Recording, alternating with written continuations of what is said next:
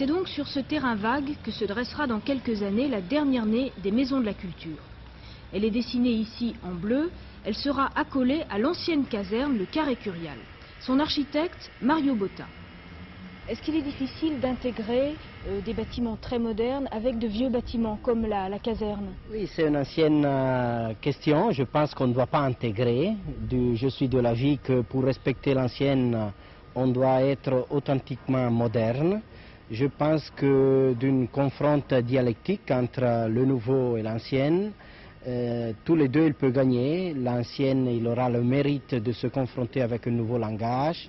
Et la partie nouvelle, il aura le mérite de satisfaire de manière authentique les exigences et les aspirations d'aujourd'hui.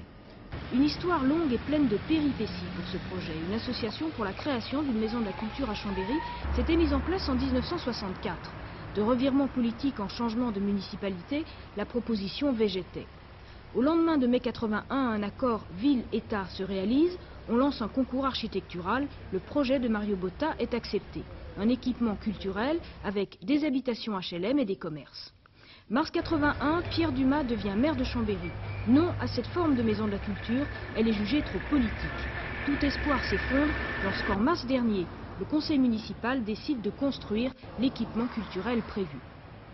Nous étions contre une forme de maison de la culture, mais nous n'avons jamais été contre un équipement culturel. Au contraire, parce que je le dis très souvent, quand on s'occupe d'action culturelle, on ne peut vraiment pas être contre un équipement culturel. Ce serait une mauvaise action. Par conséquent, nous avons toujours été pour un équipement culturel, mais pas n'importe lequel. Alors, nous avons conservé le projet Botta, c'est-à-dire la salle, parce que c'est un projet qui est très bon. Et nous n'avons pas l'habitude de supprimer les choses qui sont bonnes, même si elles ont été engagées par nos adversaires politiques. Et ça ne serait pas de la bonne gestion. Un revirement politique dû au travail de négociation de la présidente de l'association pour la maison de la culture. Elle s'est battue pendant 20 ans pour ce projet. Son esprit d'ouverture soulève toutes les barrières. Il y a 20 années de lutte, enfin de lutte c'est peut-être un terme qui ne me convient pas tout à fait, mais disons de mobilisation sur un projet qui est absolument nécessaire dans une ville de l'importance de Chambéry.